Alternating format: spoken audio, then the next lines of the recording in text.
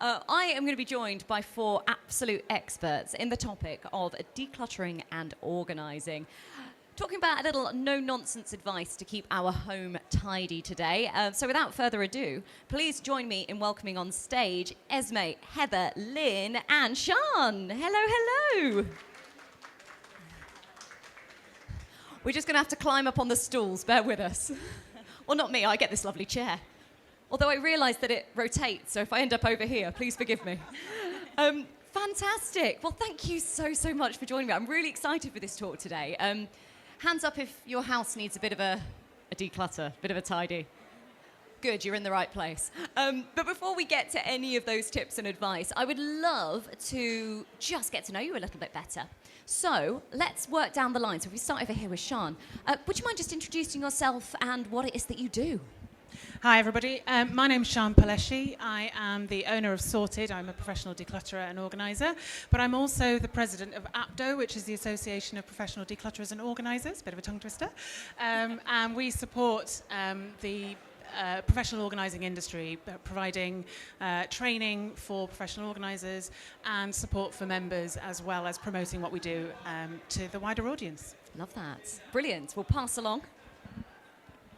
Hi, I'm Heather Dhillon. I'm owner of the Calm Home Company, which is a professional organising company based in Chiswick. We specialise in families and helping them implement really easy, functional systems just to make everyday life more efficient and more manageable. Perfect. And Esme? Hi, I'm Esme, and I run Tidy Coaching, another professional organising company. I also work in Chiswick, and I work sometimes with Heather on big house projects. I was trained by Marie Kondo in LA in 2019, so I do often use her methods as well with my clients. Brilliant. I love that you got to go over to LA to do that. I know, such a hard life. Brilliant. And last but not least. Hi, I'm Lyn. My business is Eco for All, and my angle really is to organise your home in a sustainable way, so better ways of decluttering, etc. And my overarching mission really is to simplify sustainable living. It's quite an overwhelming topic, so I help you with where to start and where to find trusted brands, etc. So. Oh, nice. So good diverse panel here of expertise. So we're going to kick off then by talking a little bit about decluttering. Is there so I know that, Esme, you follow the KonMari method sometimes. Is that the only way of decluttering, or is this are there options available to us? Because it can't be a one-size-fits-all. So yeah, as I explained, I do follow her method. Not with every client, because Marie Kondo has quite a sort of strict method. She organises and declutters by categories, and she starts with sort of clothing, and then she moves through to sentimental items last. She's got that order because she thinks that clothing is the easiest and sentimental is kind of the hardest for people to let go of. So it does make sense, but I wouldn't say that's the only way to do it. I think it very much depends on the person. Oh, nice. All right, well, let's hear some other ideas. I think it depends on the family, how much time they have, what kind of hours they're working. I tend to do room by room rather than category by category. So we'll, start with the room that's the most important for the client, the one that's really bugging them, that's driving them mad, and we'll start there. And I follow a process of editing, getting everything in categories, and then containing it with suitable storage solutions and containers so that they can maintain it in the long run. Brilliant. I think for me it's very much about noticing that everybody has a different way of working. All our brains work in very different ways.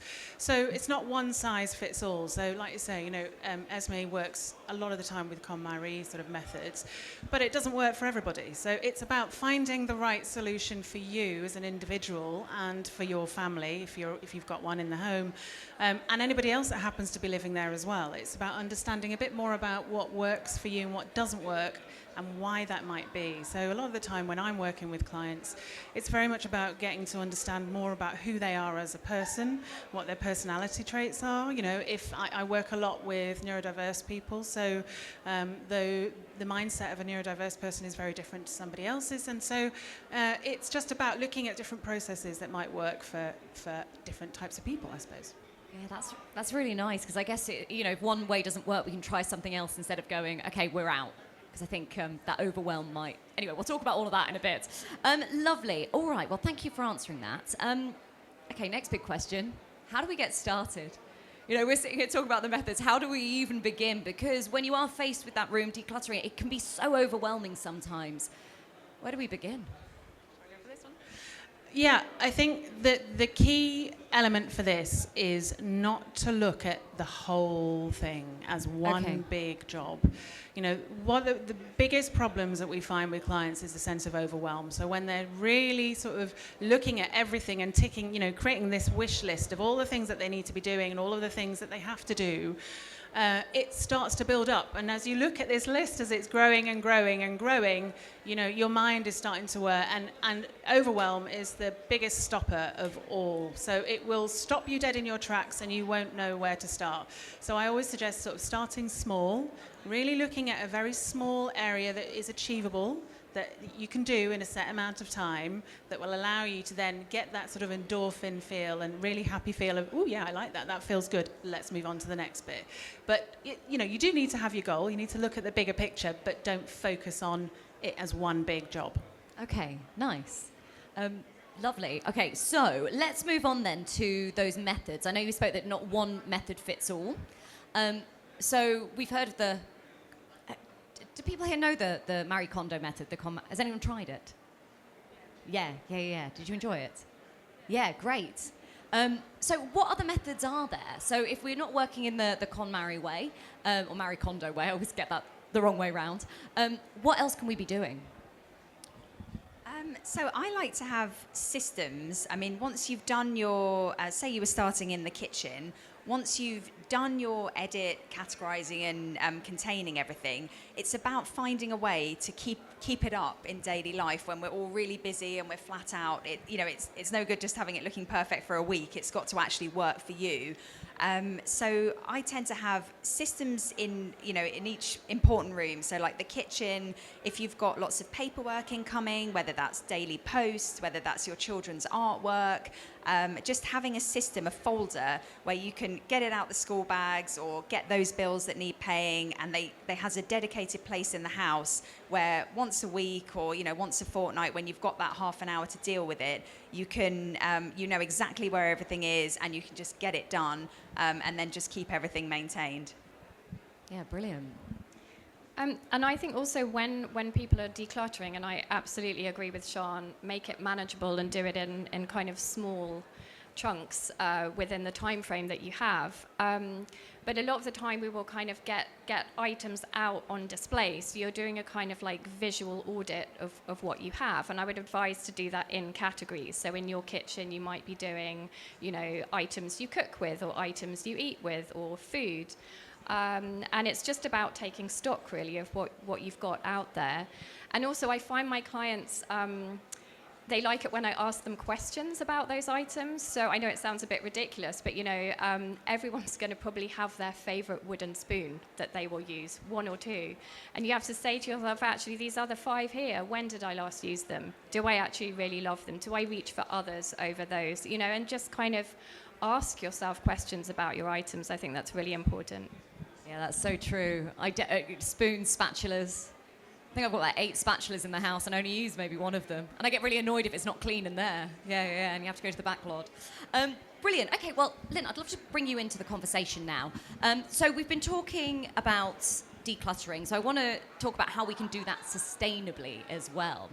So what would be your sort of method when it comes to, I guess, decluttering and making sure that those items are not going to landfill?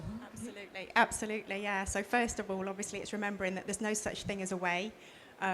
It's very easy to kind of think out of sight, out of mind, but everything that we throw away has to go somewhere.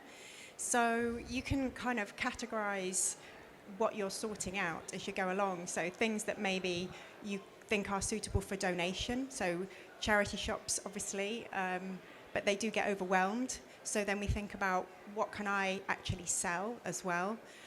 I'm a big fan, I'm a Facebook generation, so I'm a big fan of lots of buy and sell sites for like local groups, so it's worth looking at those. But there are also War on Waste Facebook groups, so again it's worth looking for your local area waste, War on Waste groups, because that way it gives you a really good outlet for passing on all manner of things. And it really is the case that one person's trash is another person's treasure. You just don't know what someone else can be using. So those are really good outlets. There's also a couple of apps. So there's one you might have heard of called Olio, and there's another one called Trash Nothing. They're really useful if they're well patronised in your area as well. So lots of places to sort of try and pass things on to.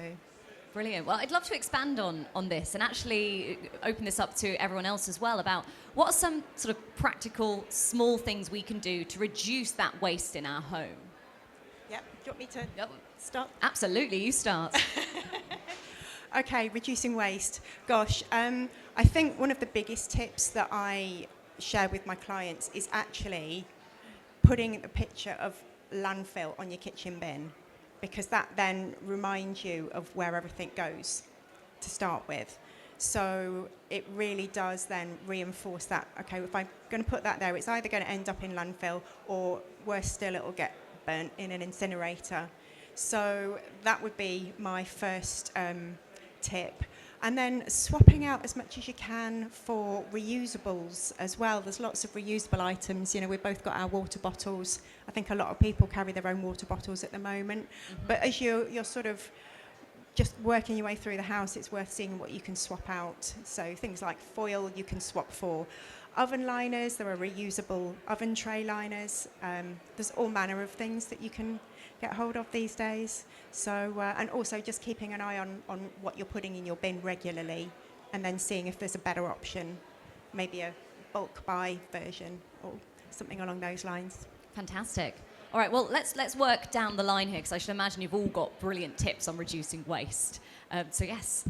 Yeah, so what I would say is, for me, it's kind of about getting sort of recycling, reusing into the routines in your family. So I work a lot with families who have kids, and I say to them, look, if you get them interested in recycling, going to a charity shop with them, putting a, donations bin in their room and kind of teaching them from a really early age. I think the same goes with teaching them how to declutter and organize as well. You know, this isn't something we are taught as children, and we kind of have to learn it. And I guess that's why people have, organisers in their houses. But yeah, getting the whole family involved and making it a kind of routine, I think is really key.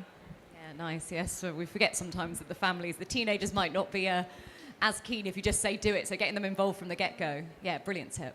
Nice. Yeah, and my advice would just be regarding gifting, re-gifting. If somebody's given you something that you've already got 3 of, or it's not really quite your cup of tea, it's absolutely fine to, re-gift it to someone who would really like it. And the same with, with children's presents, children's parties. These days they just get so much, but it's absolutely fine to hold it back and just have a gifting area in your house that you can reuse it for someone who would like it. I would just finish on that bit in terms of saying that actually, all of these tips are really great ways of being able to think about being more eco-friendly, recycling, looking at where you think your waste is going. But the big thing is not to overthink it. And again, coming back to that sense of overwhelm, we can get really overwhelmed with the fact that we can't recycle everything and we don't know where it needs to go. And, there's lots of things that you've still yet to learn about recycling or getting better at reducing what's coming into your home. But start small. One change is better than no change. So if you start on that one change and then gradually build up to other changes that you can make, whether it's recycling, whether it's your shopping habits and changing what you're bringing into the home and the way that you're bringing it in as well, all of these little things can build up to be quite big things in the end when you look back and you realise all of the changes that you've made. But don't overthink it. Just start small with one thing that works really well and really easy for you, and then build up to the next. I love that. It sounds like going to the gym. You know, you go that It one is a time. little bit. It's like a muscle, right? It is a muscle. Yeah. You're training your brain to do this Yeah. sort of thing, yeah. Yeah, fine. So we all need to go to the gym less and declutter more. That's the advice I'm getting. Yeah, if you're lifting heavy things around as well, it's really Exactly. good for the muscles. Brilliant. So thank you for that. Is there an order? Is there like a specific order we should be decluttering in? Or is it again like sort of nothing fits all? Shall I go with this one? I suppose, again, it depends on the person and Okay. it depends on the need, okay? If you have a home that is very cluttered, very badly organised, you're not working on pulling like with like, you're working on a room by room case. So it's very much about really understanding what's the need here and you know, how big is the job at hand. So if it is a hoarded house, for instance, you know, you're dealing with mental health issues, you're dealing with a lot of physical clutter. You can't then you don't have the space to start just pulling out and putting like with like. But you do, so you have to work on a base by, you know, area by area sort of scenario. Whereas in other homes that are less cluttered, it is maybe that is the route that you go and you look at sort of just doing it like with like first to see how many you've got of one item over another. Yeah. Okay. So again, it's don't beat yourself up if one method doesn't work. Maybe try something else. Absolutely, yeah. Yeah. Great. Yeah, I would start small and go for the easy wins first. So if you're looking at your home as an overall project, I would make a plan of what are the easier rooms and then what are the hardest rooms. Start with the easy things. So if you know that, you know, your wardrobe might be fairly easy because you know, okay, well, I know that this doesn't fit anymore. I don't really like this, or, you know, I'll go for that. Make your wardrobe really decluttered and organised. You'll feel great about that. And then you can tackle the harder rooms, like maybe the kitchen or the sheds. And I would say always do sentimental items last. Because that is always for everybody the hardest one because we've all got so many memories and things attached to things. So start small, start with a cupboard and then work your way up.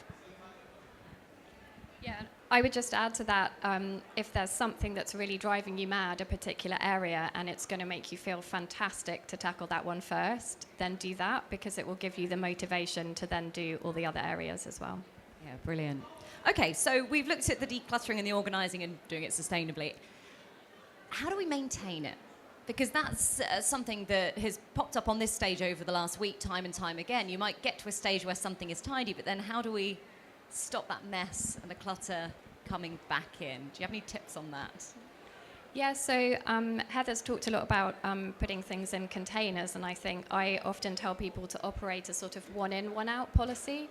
So if that container is overflowing, then you've probably got too much of whatever is in that container. It's quite a good way of thinking about it. I also talk to people about the Sunday box idea, which was invented by someone in America, but they have a box that they put all their post in it, they put that light bulb that needs changing, they put those batteries in there that need replacing, and they put that in there during the week.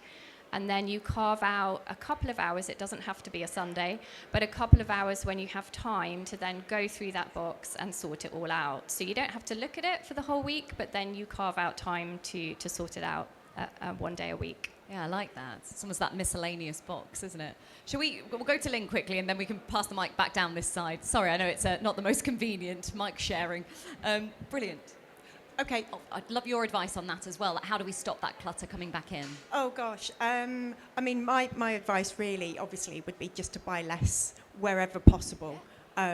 It's that kind of that consumerism, that kind of that excitement we get just from buying something. Just go and get a new handbag. But it's really remembering every single thing that we've bought, everything in our home has required energy, materials to make. So the kind of really from an environmental and a financial saving point of view is just question if you actually need to buy something before you go out and get that hit. My daughter is a teenage daughter. She's a bit of a shopaholic, but I manage that by allowing her to go on Vinted. We're quite big fans of Vinted. And she favourites things, and that kind of helps to offset that hit a little bit because she just favourites things. So we're not buying them, but it gives her that feeling like she's done some shopping but without actually bringing it into the house. Like giving the endorphin rush of Yeah. finding stuff you like. Absolutely. It's hard, that, because I'm sure we all experience it. You see something in a shop and you go, oh, I need it, I want it. So that I love that. Go away, like it, and then maybe come back to it. Yeah. Brilliant. Thanks, Lyn. Let's pass the mic down to Heather. So yeah, what would be your advice, if any, to add on about? So I like to have in my house what's called a processing area. So we all have things that we either, something needs doing to it. So it's either something you need to return to the shop, or it's a bag of clothes that you want to donate to charity, or it's things that there's an action that needs to happen, and instead of having that scattered all around your house, I like to have a designated area. For me, it's in my study, but it could be somewhere usually out of the way, because it's like an unsightly area. But it's where you can go again once a week, and this is where I put things. If my child's outgrown this top, or I don't like these jeans anymore and I want to donate it, I'll put it in the donation bag and have that permanently out. And then things, maybe if you're selling on Vinted, like having a bag that, I might sell that because it's higher value, or I want to sell that one, and just having that area. So that's kind of your messy area in your house, and then it's easier to maintain all the other areas. Yeah, I like that. Almost giving yourself the chaos. A chaos corner. We'll have that. Brilliant. And Sian? I suppose really it's just when you've done that declutter, when you've got things into an order, it's just maintaining it by keeping on top of it. So, and ways that you can do that is to either do it as a daily reset, or you do it as a weekly reset, whichever works for you. I mean, for some people, doing it every day, a little bit every day, doesn't work because they're too busy. They've got lots of other things going on in their lives. They might have, kids running around, things that they need to be doing, partners, all that sort of thing. So it's about really sort of deciding, do you want to do this a little bit every day, or do you want to let it build up a little bit and then deal with it in one go? For me, I have different areas in the house that are dedicated for recycling things or going to charity, and they're out the way. But they're not so far out the way that nobody can access them. So it needs to be something that's accessible for all if the need is there, if there are other people in the house, and also that everybody knows about it. It's all very well you doing it, but if the rest of the family don't know anything about it, then they're not going to be able to contribute either. So it's about really sort of opening up and talking to your family members or the people that are living in the house, and really sort of explaining, this is the process that I would like you to try and adopt, and this is the reason why. So if they know and understand the reason behind it and what's going to happen and where it goes, it's a lot easier for everybody to be able to get on board. And if you label it as well, it makes it even easier. They can't complain and say, I didn't know which box it was supposed to go in. You go, yes, it was labelled. It was just there. Like a little label maker. And no, absolutely, don't bring it's my favourite toy. Oh, sorry, that really distracted me. I thought an alarm was going off then. Sorry. Yeah, I like that. Label away. So, I mean, in a wonderful, perfect world, it would be so great if everyone could afford to get a professional organiser into their home. Not the reality. So, for someone who perhaps is going at it alone, what would your advice be to them? How to keep going? So I would say, find someone you can do it with. Body doubling is a really great way of getting and doing those mundane jobs that actually you just don't want to do. If you've got someone coming round for a coffee, while they're coming round for the coffee and you're having a chat, just sort through the drawer that you've been meaning to deal with and just get it done whilst they're there. Body doubling is not about them doing the same as you. It's about them being in the space and almost holding you accountable, really, in some ways. So you can do it at your leisure. I mean, you can do it for work. Both of you've got somebody else that's trying to do a job and they've got a business and they've got this particular thing that's been bothering them. They haven't been able to do it because there's other things that are more exciting. Do it together and you'll find it's a lot easier to be able to maintain and carry on. Yeah, I like that. Get a friend over. Yeah. Coffee or wine, I think both is acceptable. Brilliant. Heather? So if I was doing it by myself with no help, I would just do a 4-step process and just keep it really simple. Like I said, start small with a cupboard or something, and start with the edit. That's the most important step, just having a really good declutter. So edit, contain it. So as Esme touched on, having, if you've got a container for your items, have the one in, one out policy. Don't let it build up too high. It's contained. label it so everyone sticks to the systems, exactly like Sian said, and then the whole family's on board and they can't complain that they can't find something, and then maintain. So it's edit, contain, label, maintain. Wow, great.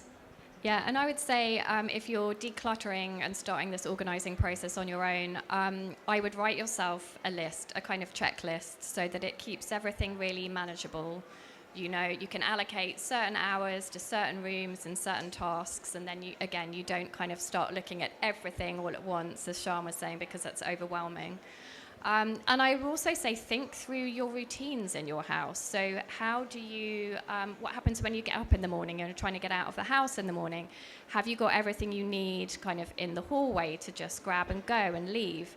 Are your tea bags near your kettle? You know, these kinds of things. Because I've been in people's houses and they're kind of like, well, I shower in that room, then I go and dry my hair up on the first floor, and then I do my makeup in the kitchen. And I'm like, whoa, that's going to cost you so much time in the morning. So just have a think about how you operate in your house, because you want your house to work for you and not the other way around. Yeah, great. And who doesn't love ticking off something on their to-do list? Possibly the most satisfying thing in the world, that. Brilliant. Lyn, do you have anything to add to that? It's okay if you don't. I'm not sure I do. That's fine. I think these guys have got that one covered. Yeah, perfect. Well, we're running out of time, if you can believe that. I'd love to open this up to questions in just a moment. So while you're having a little think, if you've got anything to ask the ladies, do you have any final messages, like a final sort of summary to take away? You can start with that, Lyn. Okay, so obviously I've touched on the buying less thing. One tip as far as recycling. So we've talked about overwhelm. There is a lot of overwhelm about recycling because every council seems to offer different services. Is this recyclable? Is this clean enough?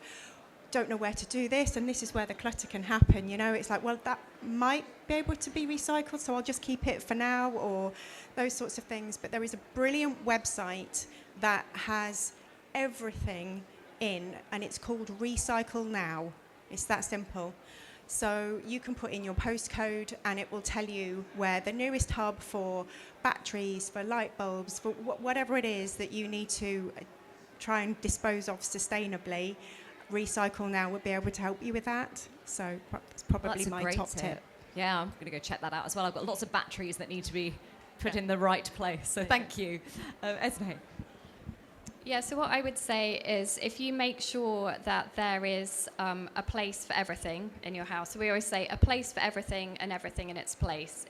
If everything has a home, you will know where to find it and, more importantly, where to put it away. And Heather told me a good one the other day. She said, don't put it down, put it away. So I like that one. I've stolen that from Heather. Oh no, Heather, what are you going to say now? Panic, yeah. No, I would just say try and do little and often. Like, we're all so busy, we're all overwhelmed. Just every day, if you can, spend 20 minutes or half an hour if you've got it, even 10 minutes if you've got it, just whip round the house, just giving it a good reset. And personally, I do that in the evening. You know, I've been working all day, I get the kids to bed, and then I just spend 20 minutes to half an hour, depending how tired I am, just quickly whiz rounds, get it all reset, and it just stops that accumulation. But just do what you can that suits your timetable and your time scales. Brilliant. For me, it's a bit of a mix and match sort of scenario. So I would say, the way that I tend to do keep on top of things is I get the kids involved. So for starters, we do every morning they have their routine that they have to do. So they have to vacuum the floor because they create a lot of mess with the crumbs after they've had their breakfast, and they have to empty the dishwasher, and that's their bit. That's what they do to support the house. So don't make it just your job. Make it something that you can all do together as a household. We do a bigger reset at the end of the week. But I would say as well is that if you're trying to do this regularly and you are feeling like you're failing and you're struggling, don't sit there on your own. Reach out and ask for help, whether it's a friend, whether it's a family member, whether you come to a professional. And APDO have a facility on the website to find a professional on your area, and they all cover lots of different ways of working. So there is somebody out there that can support you if you don't think that you can do this on your own. Brilliant. Yeah, great advice there. Thank you all so much. Just before we wrap up, are there any questions from anyone? I do also understand this is quite a... Oh, there is. Look at that big hand. This is a personal topic as well, so there will be time to chat to the ladies afterwards without the microphone coming over. Didn't give you that option, though, did I? How would you prioritise prime real estate, like prime areas that are like, high traffic and stuff? How would you prioritise what you're going to put in there? Prioritising high traffic. Is that to anybody or to anyone specific? Anyone who fancies. Maybe. I think it's about what needs to be there. It's really understanding, okay, when I walk through the door, for instance, what needs to be in that space? Does it, do you have an area that you can put your coats and your shoes and your bags, or do you need to create one? Or is it that, your keys need to go somewhere and, so that you can find them every time that you walk out the door? And it's the same in any space. When you're walking into a kitchen, for instance, has it got multi-purpose? Is it a communal area for you to sit and do things like homework or other work that you're trying to do? Or is it purely for cooking? So, really understand what that space is supposed to be. And once you know what it's meant to be doing, then you can work out what needs to be in it. Brilliant. Does that answer your question? Yeah. Fabulous. Like I said, you can always pop down and have a chat afterwards. We do actually have to wrap up. I just realised what the time was. We've got another talk in 10 minutes. I could chat to you guys all day. Thank you so much. Please join me in giving our ladies a massive round of applause, please. It is Sian, Heather, Esme and Lyn. Thank you.